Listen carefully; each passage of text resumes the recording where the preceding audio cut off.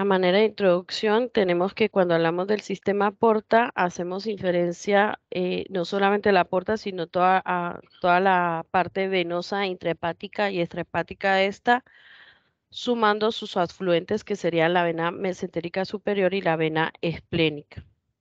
Dentro de las causas de la trombosis venosa de la porta, tenemos que la principal es la cirrosis, donde la trombosis se presentaría como una complicación de esta patología y se presenta en un porcentaje del 1 al 10% y en la medida que la cirrosis va avanzando hacia una etapa más terminal, este riesgo aumenta casi hasta un 26%. Pero no es la única causa que me va a generar una trombosis venosa en la porta. Hay otras patologías como son los síndromes congénitos, como es el síndrome de fosfolípidos, o algunas causas adquiridas como es el embarazo o las pacientes que toman anticonceptivos orales.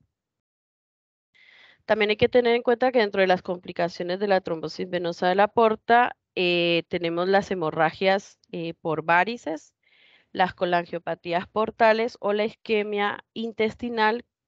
Estas son patologías que tenemos que tener en cuenta y que tenemos que buscar o sospechar cuando tenemos un paciente con antecedente de esta patología. Desde el punto de vista de intervención endovascular, el manejo de esta patología es bastante desafiante y el paper nos invita a hacer un abordaje más individual eh, según cada paciente y la técnica más usada para la realización de este tratamiento es la derivación portosistémica intrahepática transyugular conocida como TIPS, la cual eh, se considera igualmente que es una técnica difícil y en ocasiones puede ser hasta imposible de realizar en los pacientes que tienen dicha patología.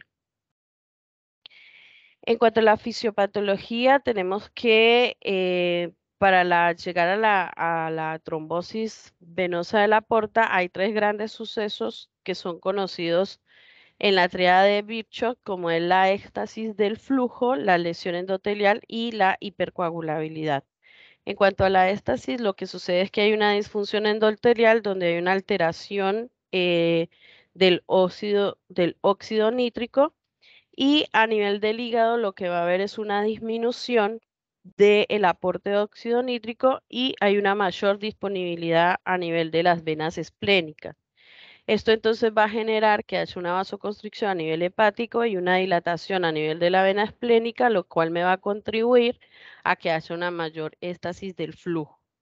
Por otra parte, en los pacientes cirróticos también algo que sumaría sería la hipertensión que se produce en estos pacientes, donde aquí sería un riesgo adicional que tendrían estos pacientes.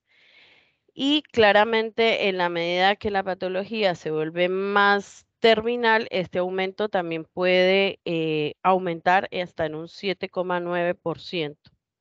En cuanto a la lesión endotelial, esto sucede por el aumento de la tensión, lo cual me va a llevar a un cizallamiento del vaso o de las paredes del vaso y esto me va a llevar a la formación de trombos.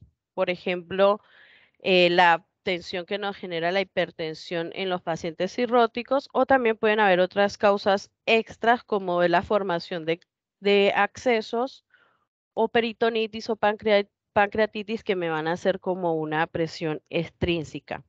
También hay otras causas como las iatrogénicas que sería una lesión del vaso como tal.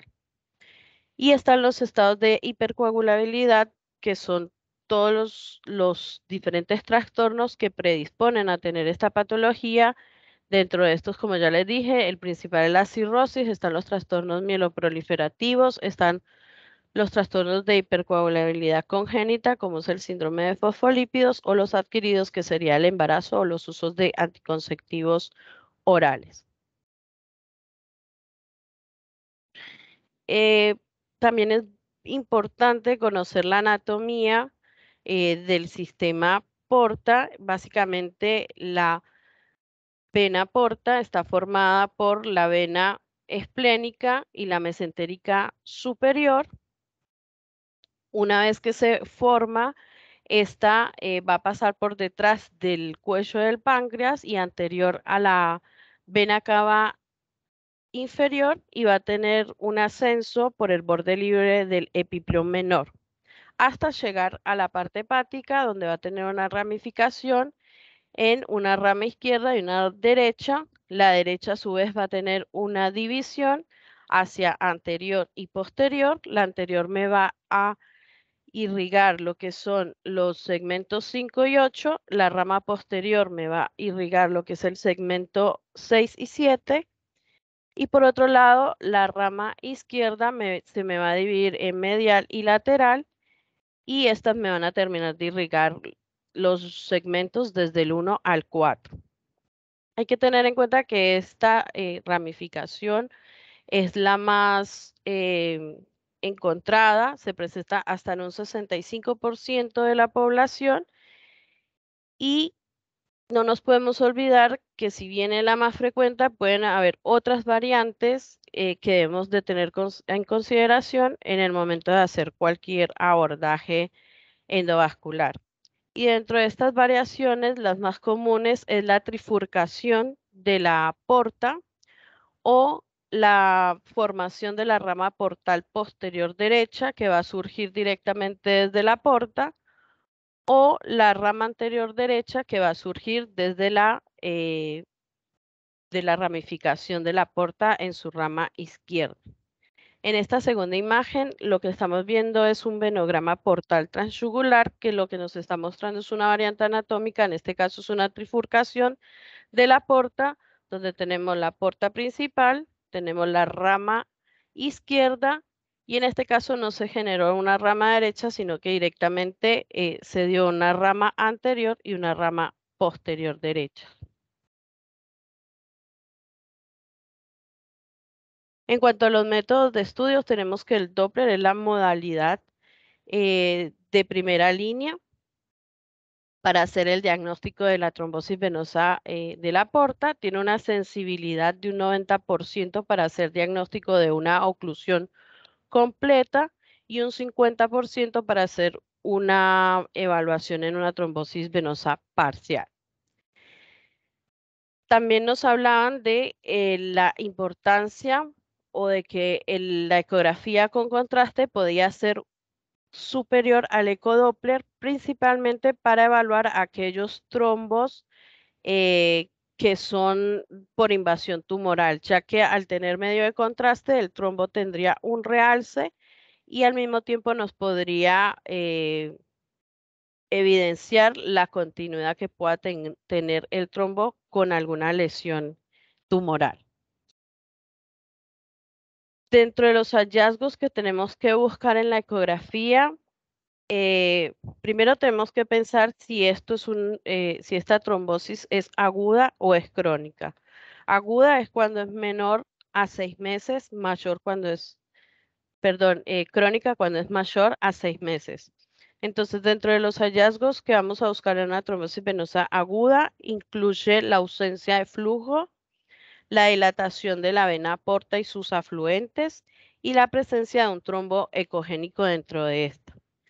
Acá entonces tenemos un caso de un paciente de 67 años, el cual tenía una cirrosis descompensada secundaria a una colangitis esclerosante primaria. En la primera imagen estamos viendo una ecografía en escala de grises, donde estamos viendo una imagen hipoecogénica dentro de la porta y al mismo tiempo estábamos con los caliper mostrando lo dilatada que se encuentra esto.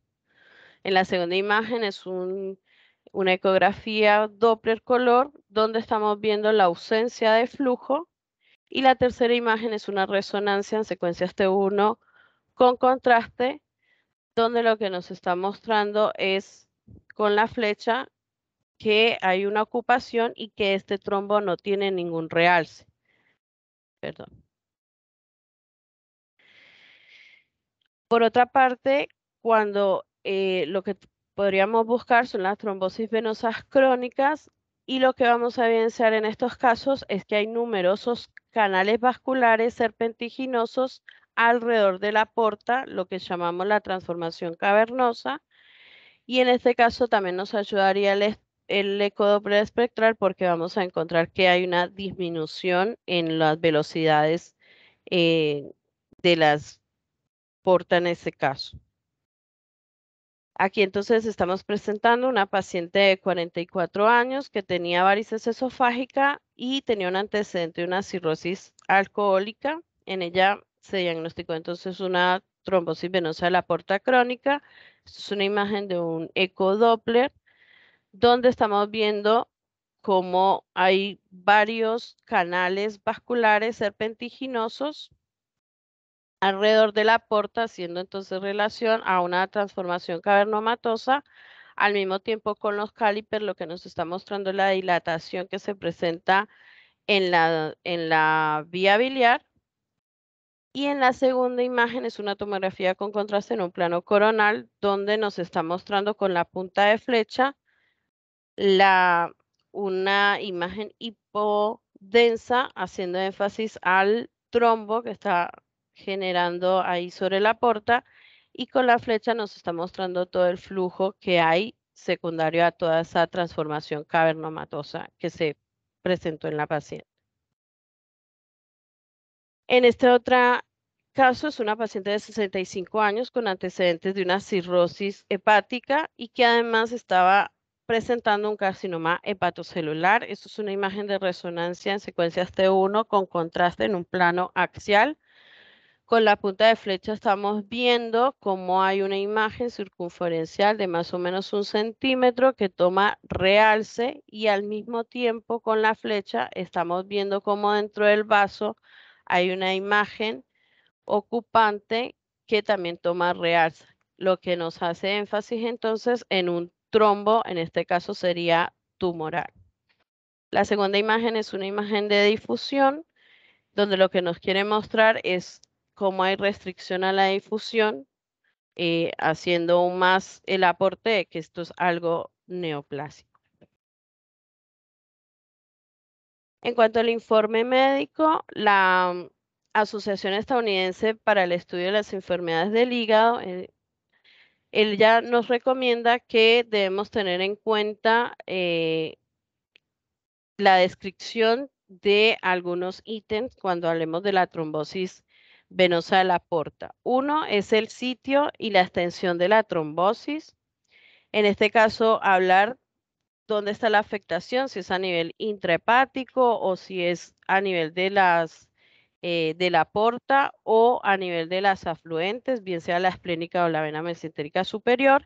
Al mismo tiempo, hablar de la longitud del trombo y de la contigüidad que éste puede tener.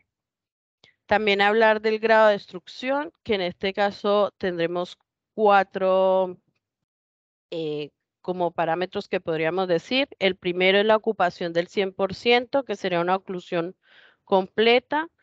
La segunda es mayor del 50%, que sería una oclusión parcial. La tercera es menor del 50%, donde sería una oclusión mínimamente. Y la cuarta sería una transformación cavernomatosa.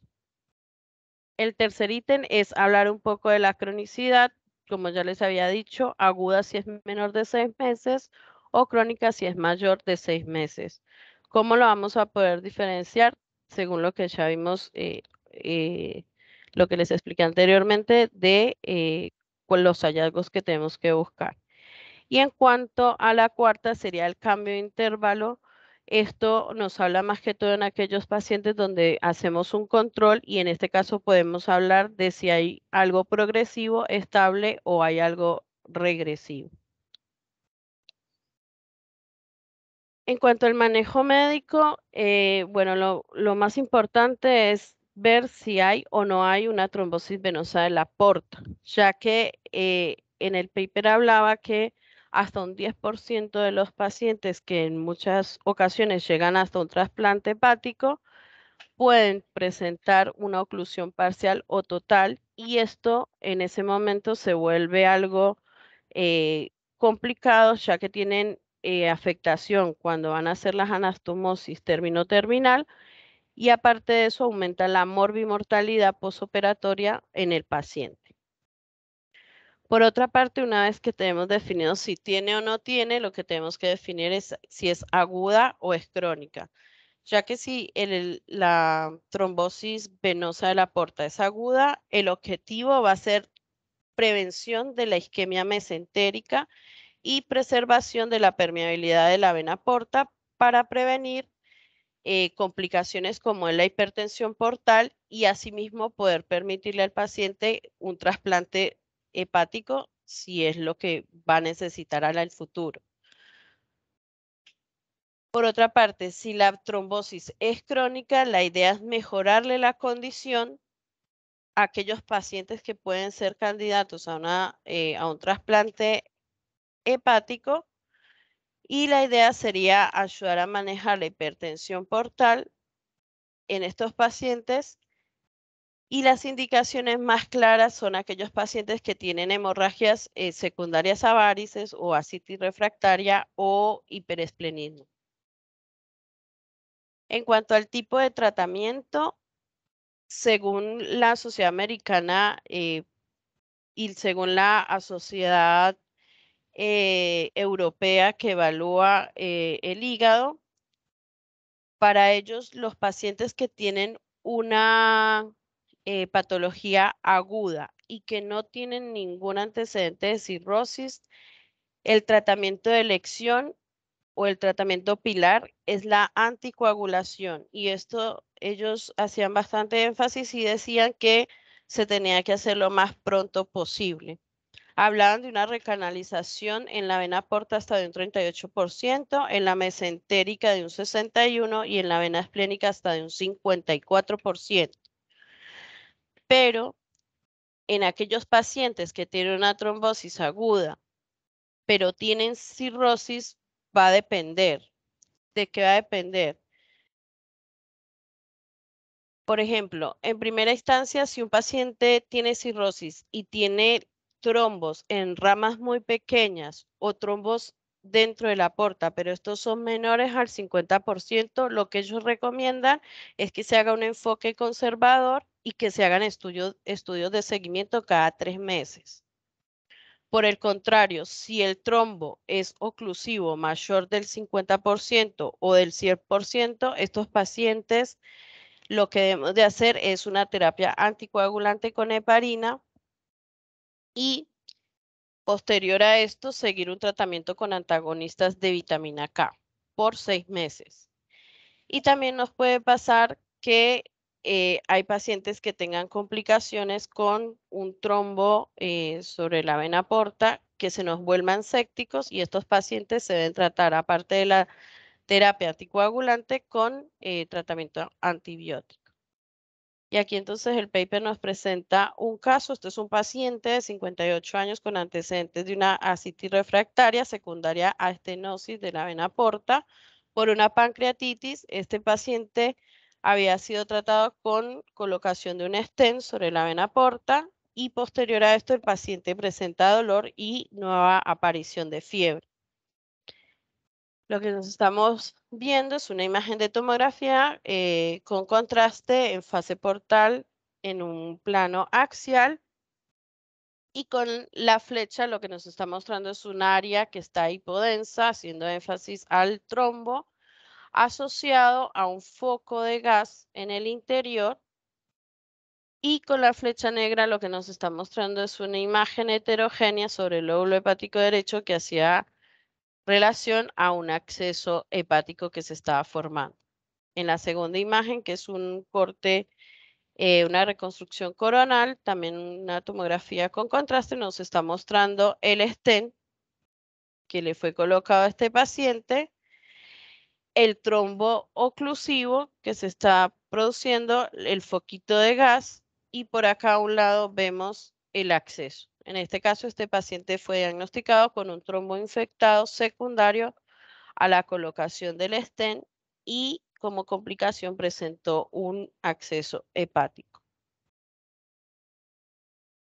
Ya hablando un poco del tratamiento endovascular, este se puede realizar de diferentes métodos. Uno de esos es el acceso percutáneo transhepático, el cual se realiza mediante ecografía para reducir el riesgo, pero este método, este abordaje tiene una complicación bastante importante y es la presencia de hemorragias en el sitio del acceso.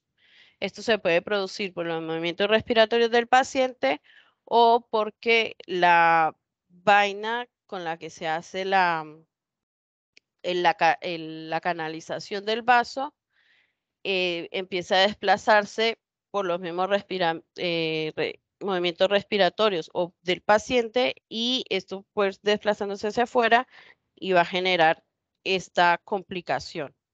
Otro de los abordajes que hablaban era el de la derivación portosistémica transyugular, el cual es como el acceso ideal, ya que este no genera ninguna alteración de la cápsula hepática y genera menos lesión y siempre se debe considerar este abordaje en la medida que sea posible realizarse en el paciente.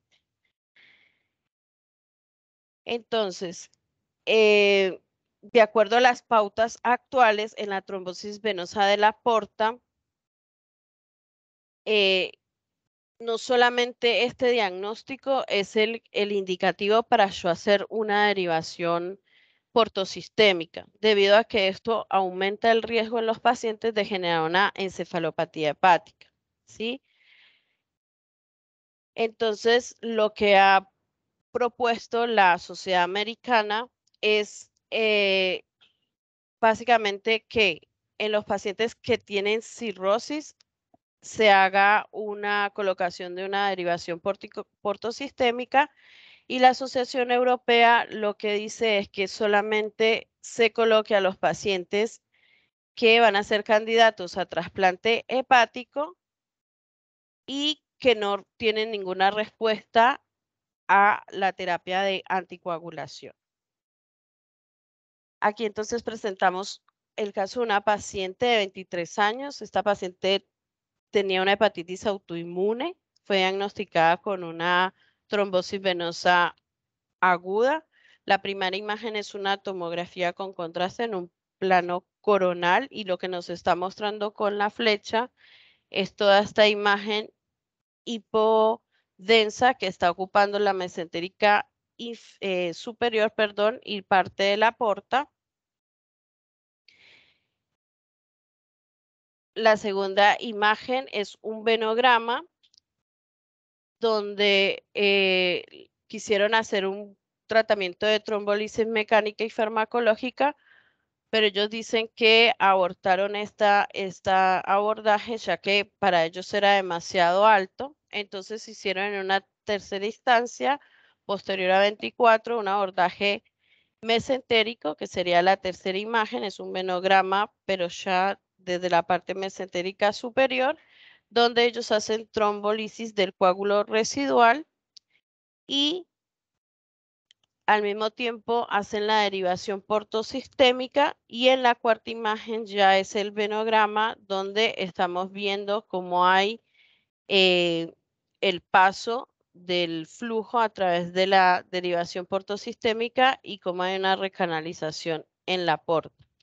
Este paciente también, ustedes ven que hay unas imágenes sobre como el hipocondrio izquierdo y esto era porque el paciente tenía un antecedente, un aneurisma sobre la arteria esplénica, el cual fue tratado con embolización con espirales. Otro de los manejos endovasculares es la recanalización de la vena porta, pero generalmente este procedimiento se realiza más que todo en los pacientes que tienen una trombosis venosa crónica. Se habla de que esto tiene un éxito en los pacientes con y sin cirrosis hepática de un 50 a un 100%. Hay diferentes vías de acceso. Dentro de esto está la transhepática, la transesplénica y la transmesentérica. Y ellos acá hablaban que los pacientes con cirrosis y que tenían una trombosis venosa portal crónica, aparte de hacerles esta recanalización, también se debía de realizar colocación de una derivación portosistémica transyugular debido a que estos pacientes podían tener un buen pronóstico en el momento de hacer el trasplante. Ellos hablaban de un análisis retrospectivo donde tuvieron 61 candidatos y dentro de esto mostraron una tasa de éxito del 98% en aquellos pacientes que se les hizo la recanalización más la derivación portosistémica posterior, con una permeabilidad del 92% sobre la vena porta y esto permanecía en el tiempo en un seguimiento hasta de 16,7 meses. De estos pacientes, 24 pacientes fueron sometidos a trasplante hepático con anastomosis término-terminal, siendo estas exitosas hasta en un 23%, o sea que un 96% de los pacientes se beneficiaron de este manejo de recanalización más derivación portosistémica transyugular. Acá entonces el paper nos trae un ejemplo, una paciente de 68 años con antecedente de cirrosis y una trombosis venosa de la porta con transformación cavernomatosa, a quien se le realizó estos dos abordajes endovasculares. La primera imagen es una tomografía abdominal con contraste donde estamos viendo con la punta de flecha una área hipodensa haciendo relación a la trombosis que hay sobre la vena porta. La segunda imagen es un venograma portal obtenido después de un abordaje transesplénico, donde se está mostrando con la flecha toda la transformación cavernomatosa. Además, está mostrando la dilatación que se presenta sobre las venas gástricas. Y con las puntas de flecha blanca lo que nos quiere mostrar es cómo el flujo a través de la porta está bien fino, bien filamentoso. En la imagen C, que también es un venograma portal intrahepático, después de la recanalización del segmento ocluido, vemos cómo empieza a haber un poco más de vascularización. Aparte, en la imagen D, ya es un venograma portal después de la angioplastía y después de la colocación de la derivación portosistémica, donde claramente estamos viendo cómo ya hay un flujo a través de esta derivación y cómo se mejoró el flujo a través del aporte. Y en la imagen E ya es una tomografía después de todo el procedimiento, es una tomografía con contraste donde vemos la permeabilidad de la porta y además vemos la derivación portosistémica.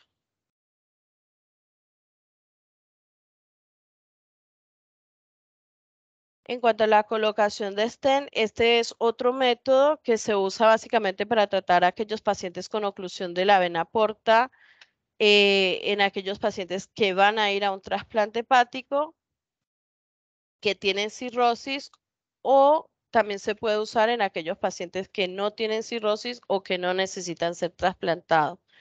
Y en este caso, ellos hablan de que es un método que dentro de las revisiones que ellos hicieron evidenciaban una tasa de éxito técnico más alta en relación a las otras, a los otros métodos y una baja tasa de restenosis. Ellos, en cuanto a este método, hablaban de su experiencia y ellos hablaban que tenían muy buena experiencia en aquellos pacientes que no eran candidatos a trasplante hepático, porque la experiencia que ellos tenían con los pacientes que les habían hecho trasplante hepático era que había una alteración o había complicaciones en el momento de hacer las anastomosis terminales.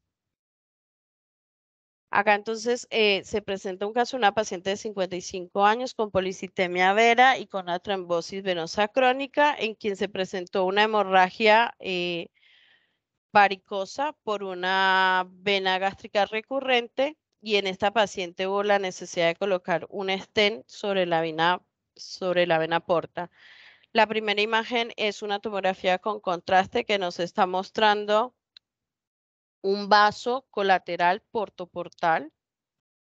En la segunda imagen es un venograma donde se le hace se coloca un catéter por la vena esplénica y lo que nos está mostrando es una formación cavernomatosa que tenía la paciente y con la punta de flecha nos está mostrando la porta. La tercera imagen ya es un venograma o más dentro del sistema porta a nivel intrahepático. Y lo que estamos viendo es como después de que hacen el abordaje empieza a haber como una pequeña recanalización de esta. Después en la cuarta imagen, esto es una imagen de una fluoroscopía, las cuales realizaron concomitantemente mientras iban haciendo el procedimiento para hacer la colocación de la derivación portosistémica. En la tercera imagen vemos nuevamente en el venograma como ya hay una derivación portosistémica, pero no vemos que esta haya una afluencia o un fluido adecuado.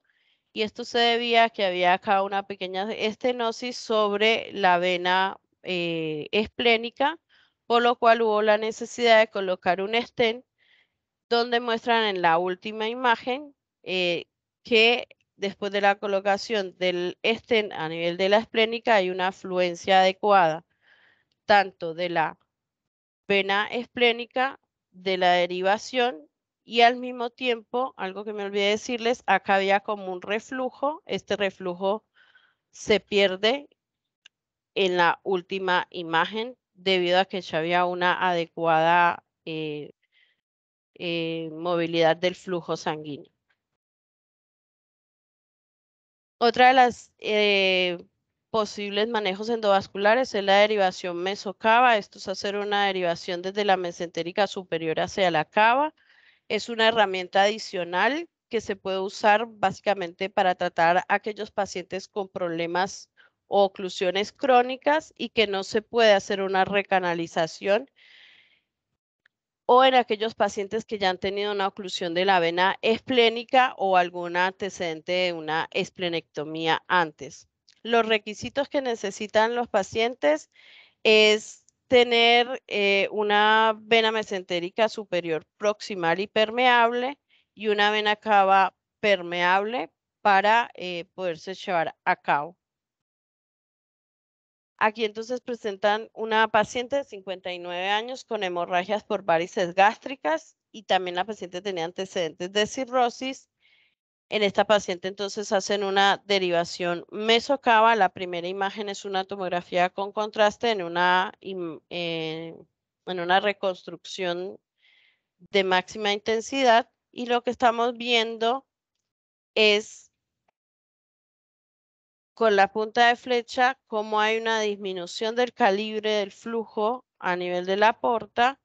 Al mismo tiempo con la flecha blanca estamos viendo cómo hay una confluencia esplenomesentérica y con la flecha negra estamos viendo cómo hay una vena gástrica bastante dilatada y grande. La segunda imagen es una ecografía donde con la flecha blanca estamos viendo toda la confluencia esplenomesentérica, la cual en este momento sirvió para hacer la canalización percutánea con una aguja calibre 22 hasta permitir que el catéter llegara hasta la vena cava inferior y ahí ellos hacen un enganche para hacer un acceso posteriormente transyugular y poder llegar a la confluencia portomesentérica. En la tercera imagen es un venograma donde ellos tienen un abordaje a través de la vena esplénica y está mostrando cómo hay el flujo de la porta está disminuido.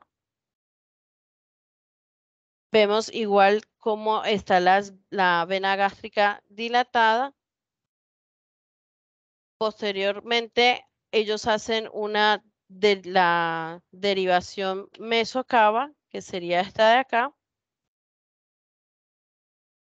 y a su vez estamos viendo en las siguientes imágenes cómo hay una disminución del flujo que se presentaba sobre esta gran dilatación que había sobre la vena gástrica y empieza a haber aparición del flujo sobre toda la derivación portosistémica.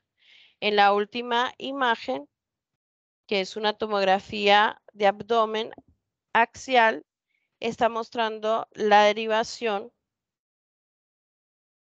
mesocava que está permeable y al mismo tiempo acá con esto lo que quieren mostrar es cómo posteriormente ellos hicieron como un tapón de toda esa varice gástrica que presentaba el paciente. Y el último abordaje del manejo endovascular es la embolización de la arteria esplénica. Ellos dicen que esto es una técnica de última instancia donde básicamente se deja para los pacientes que tienen una trombosis aislada de la vena esplénica y tienen varices que están sangrantes, en este caso las varices serían gástricas y no tienen ningún tratamiento o tienen un tratamiento refractario después de un manejo endoscópico. Entonces, lo que ellos plantean es que el mecanismo es al embolizar la arteria, esto disminuye, perdón, el flujo a nivel venoso y de esta manera hacen que haya una disminución de todo la parte colateral hacia las varices gástricas. En este caso presentan una paciente de 56 años con cirrosis y hemorragia por varices y además tenía antecedentes de una trombosis de la vena esplénica previa.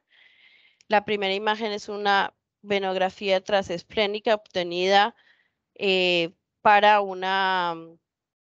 para hacer una recanalización de la vena porta, donde están mostrando múltiples imágenes colaterales periesplénicas a lo largo del polo inferior, las cuales están supuestamente drenando a la vena renal izquierda. Y la segunda imagen es una arteriografía celíaca donde muestran cómo ya ellos hacen la embolización con el uso de un tampón de Amplester. Acá ya vemos que no hay más flujo hacia posterior y ahí ya ellos realizan la embolización de la arteria esplénica. Por otro lado, este paciente también tenía un antecedente de una embolización previa por una antecedente de una trombosis esplénica anterior. En cuanto al manejo quirúrgico, este se debe considerar solamente si hay una isquemia mesentérica progresiva que no revierte con medidas conservadoras. También hablaban que el manejo quirúrgico, o sea, es una de las instancias que se puede tener en cuenta, pero solamente un 30% de los pacientes logran mejorar y tiene un alto riesgo de recurrencia 30 días después del inicio de los síntomas o del abordaje quirúrgico. Y comúnmente dentro del manejo quirúrgico lo que se hace es una derivación mesocava. A manera de conclusión, tenemos que la trombosis de la vena porta tiene múltiples causas, que es importante hacer una diferenciación entre la invasión tumoral de la vena porta a diferencia de un trombo blando y que las imágenes claramente nos pueden ayudar en esto y va a ser decisivo para definir cuál va a ser el tratamiento que va a tener este paciente. Por otro lado, tener en cuenta que las intervenciones para el manejo de la trombosis venosa de la porta a menudo requieren de un enfoque individualizado y que se centre principalmente en los síntomas que tenga el paciente y optimice la posibilidad de que este paciente sea llevado a un trasplante hepático. Y que dada la naturaleza compleja de esta patología, es importante hacer un enfoque multidisciplinario para determinar cuál va a ser la mejor estrategia de manejo. Gracias.